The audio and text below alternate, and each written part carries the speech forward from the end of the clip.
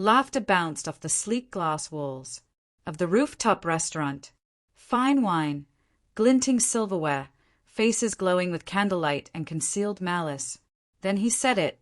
So tell me, man, what's it like being second place in your own house? Your wife signs the checks, right? Laughter burst like a grenade. Someone snorted wine through their nose. Even my wife laughed. Not politely, but fully, like the joke was truth wrapped in comedy. She didn't glance at me. I didn't laugh. I just smiled. Then I turned to Harold Bishop, the CEO, the king of dirty handshakes and inflated pride. Funny.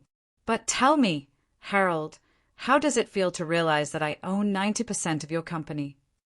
The laughter died instantly. The air cracked in half. His fork slipped from his hand.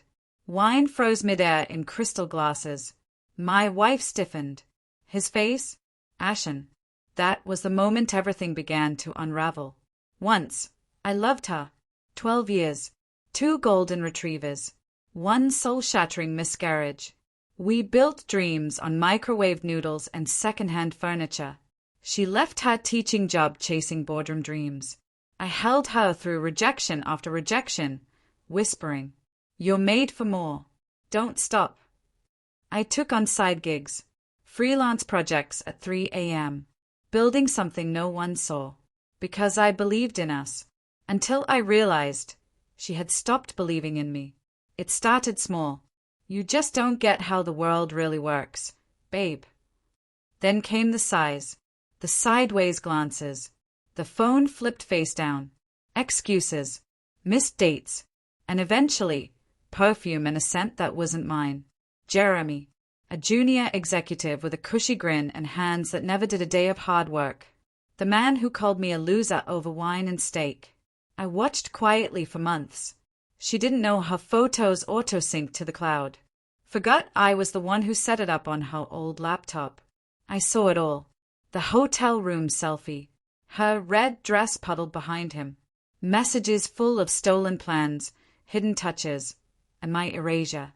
His stable, but I want someone who inspires me. His peaked, working from his man cave. Each sentence cut me in silence. And then, I got to work. Years before, I made a move. While she climbed titles, I bought companies, quietly. One of them owned a key patent, a patent Harold Bishop's firm desperately needed. They tried to acquire it. I beat them with a silent offer. Then I waited. When their company sought a merger, they never saw me coming. Buried under trust layers and corporate fog, my name didn't show until 6 documents deep. But yes, I own 90%. Even my wife didn't know. Until tonight. She picked the dinner spot. Said I should come, show face, play the good husband. I agreed. She wore silver, lips painted in the same cold shade of that July night. Jeremy sat across from me, smug. He winked when she turned away. Thought I was just a shadow in her glow. Then came his toast. The jab. The laughter. And then, my line. What's it like knowing I own 90% of your future?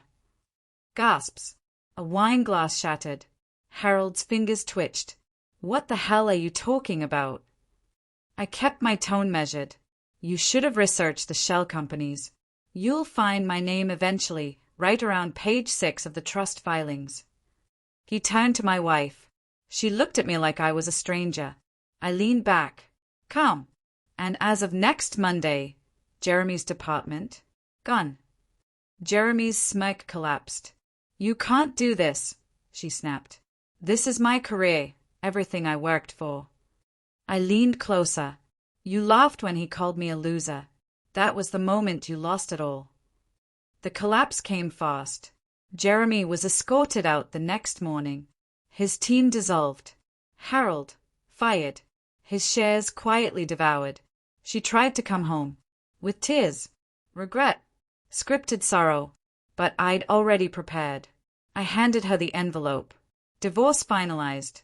She didn't know the house deed was in my name alone, or that the cars had been refinanced, or that I updated the prenup and used her digital signature, courtesy of the finance app one built for her. She stared at me like I'd become something cruel. Maybe I had. But monsters don't weep behind closed doors. I did. Until I didn't. A week later, I watched from the window. Jeremy, box in hand, tail between his legs. Harold's parking spot, vacant. My wife, no, my ex, left the same way she used to return. Quietly, I sat down at my desk. No claps, no speeches, just the hum of silence.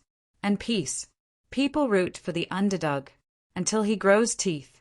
They mistook my quiet for weakness, my loyalty for ignorance, my patience for surrender. But the most dangerous man in the room isn't the one who yells. It's the one who listens, waits, plans. So yes, they laughed, but I smiled. And then I took.